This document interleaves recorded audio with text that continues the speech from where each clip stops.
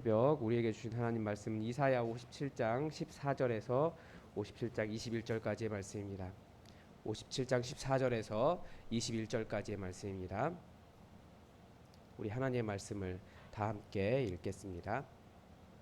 그가 말하기를 도두고 도두어 길을 수축하여 내 백성의 길에서 거친 것을 제하여 버리라 하리라. 지극히 존귀하며 영원히 거하시며 거룩하다 이름하는 이가 이와 같이 말씀하시되 내가 높고 거룩한 곳에 있으며 또한 통회하고 마음이 겸손한 자와 함께 있나니 이는 겸손한 자의 영을 소생시키며 통회하는 자의 마음을 소생시키려 함이라.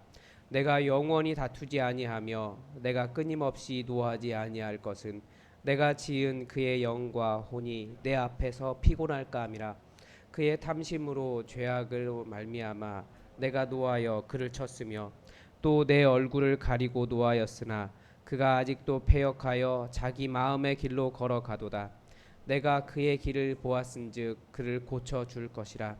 그를 인도하여 그와 그를 슬퍼하는 자들에게 위로를 다시 얻게 하리라. 입술의 열매를 창조하는 자 여호와가 말하노라. 먼데 있는 자에게든지 가까운 데 있는 자에게든지 평강이 있을지어다. 평강이 있을지어다. 내가 그를 고치리라 하셨느니라. 그러나 악인은 평온함을 얻지 못하고 그 물이 진흙과 더러운 것을 늘 솟구쳐내는 요동하는 바다와 같으니라. 내 하나님의 말씀에 악인에게는 평강이 없다 하셨느니라. 아멘.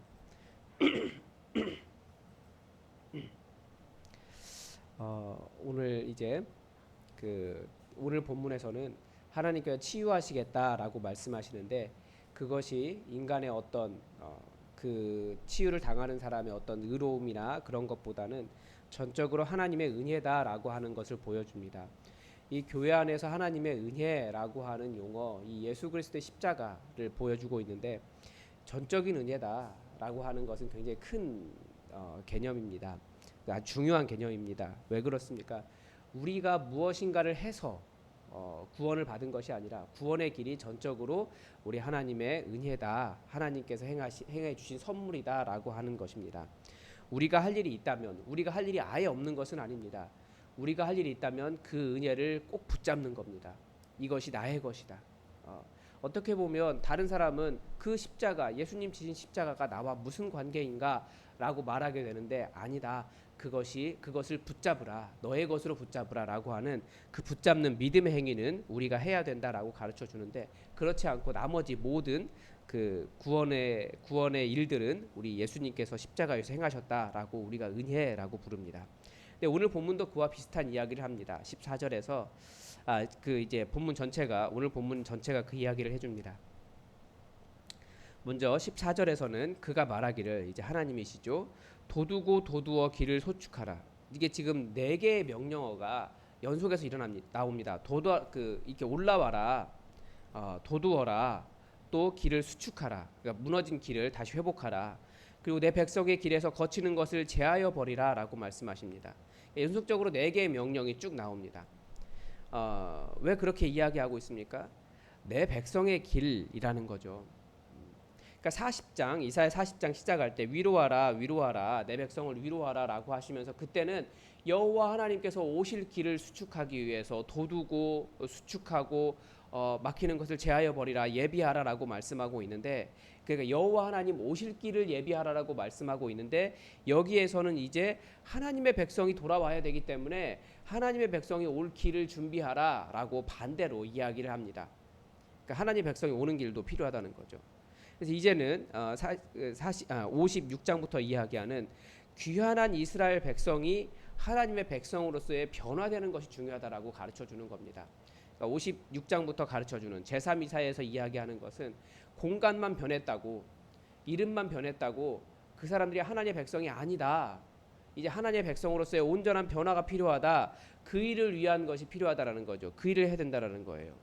그래서 하나님의 백성이 되는 것은 장소의 변화, 그 포로민, 그 바벨론 땅에서 이스라엘 그 가나안 땅으로 돌아온 것의 그 장소의 변화 이상의 변화가 필요하다라고 하는 것을 본문은 가르쳐 줍니다. 계속해서 이야기하고 있습니다. 이사야는 그러니까 15절에서 이번에는 이런 표현을 하고 있습니다. 지극히 존귀하며 영원히 거하시며 거룩하다 이름하는 이가 그러니까 여호와 하나님의 그 이름을 감히 함부로 부를 수 없어서 이렇게 하나님에 대한 어떤 경외의 표현, 두려움에 대한 표현, 하나님을 높이는 표현으로 부르고 있습니다. 그러니까 우리가 여호와 하나님 오죽했으면 그 여호와 하나님의 이름을 함부로 부를 수 없어서 이스라엘은 여호와 그 야훼인지 여호와인지 이 발음 자체를 잊어버릴 정도로 함부로 부르지 못했습니다. 대신에 이렇게 어떤 표현들을 통해서 여호와 하나님을 불렀습니다. 근데 그분이 뭐라고 말씀하시냐면 내가 높고 거룩한 곳에 있다. 이제 이것은 하나님 계신 하늘을 의미하는 겁니다.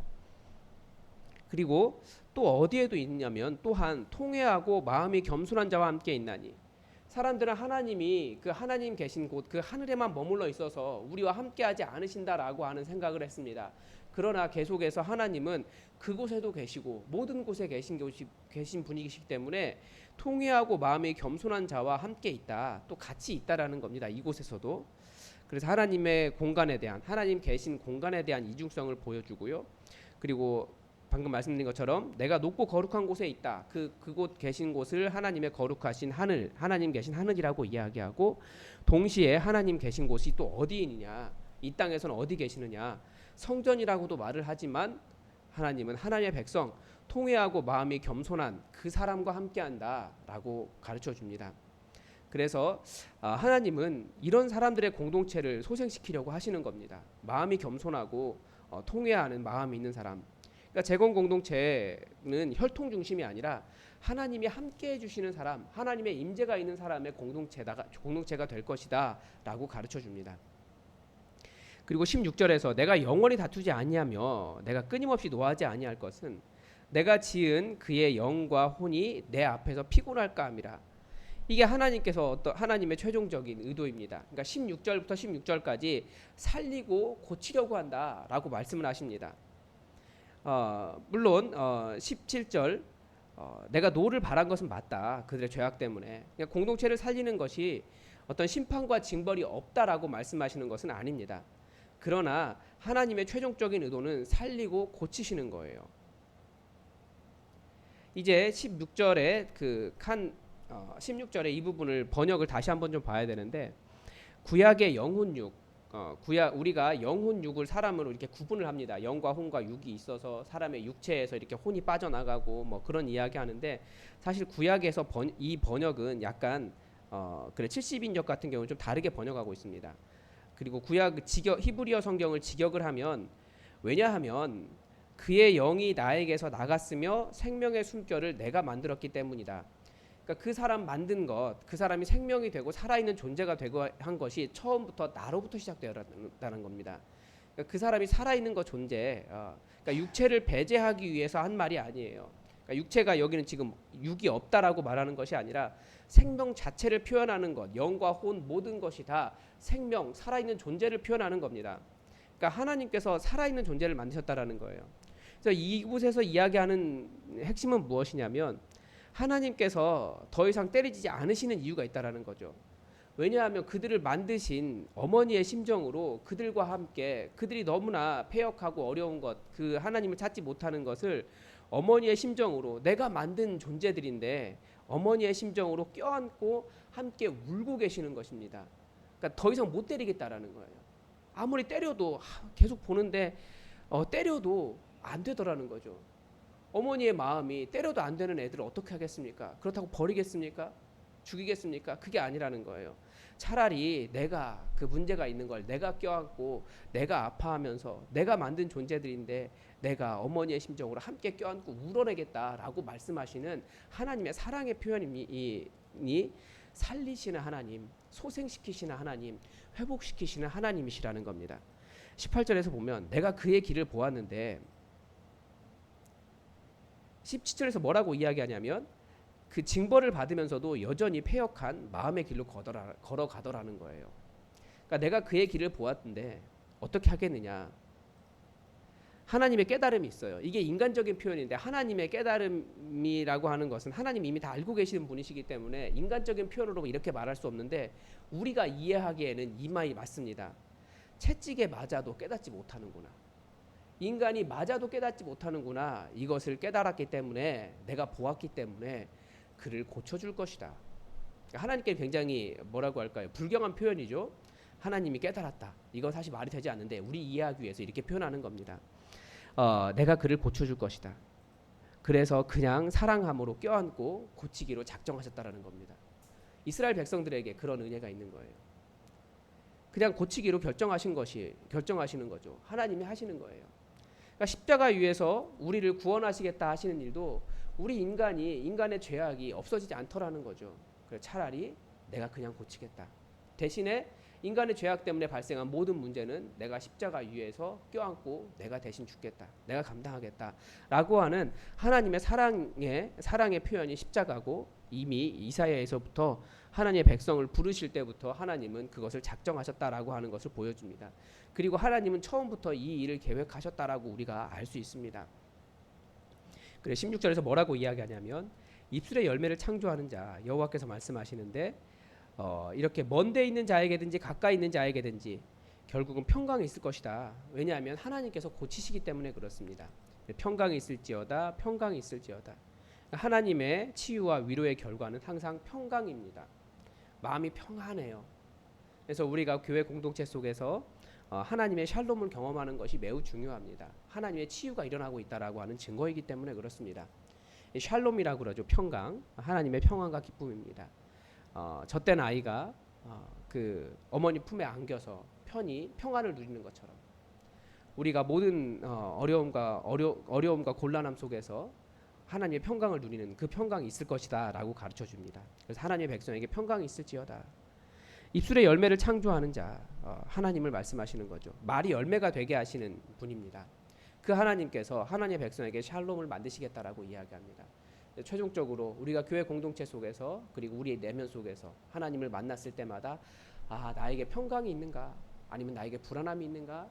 아니면 나에게 분노가 있는가? 아니면 나에게 치열한 고민만 있는가? 그것들을 통해서 하나님이 나와 함께 하시는가? 이것을 우리가 점검해 볼 수 있습니다. 결국은 하나님께서 주시는 것은 평강입니다. 이 하나님의 평안이 우리를 두르고 있지 않다면 우리가 나를 돌아보면서 혹은 기도하면서 다시 한번 하나님 저를 만나주시고 치료해 주시고 저에게 하나님의 샬롬으로 덮어주십시오. 우리가 그렇게 기도해야 되는 겁니다. 우리 교회 공동체에게도 우리 예수품한 교회에도 이 하나님의 샬롬이 있을 수 있도록 우리가 기도해야겠습니다. 그리고 우리가 가는 곳마다 하나님의 샬롬이 있도록 기도해야겠습니다. 우리 가정에도 마찬가지입니다.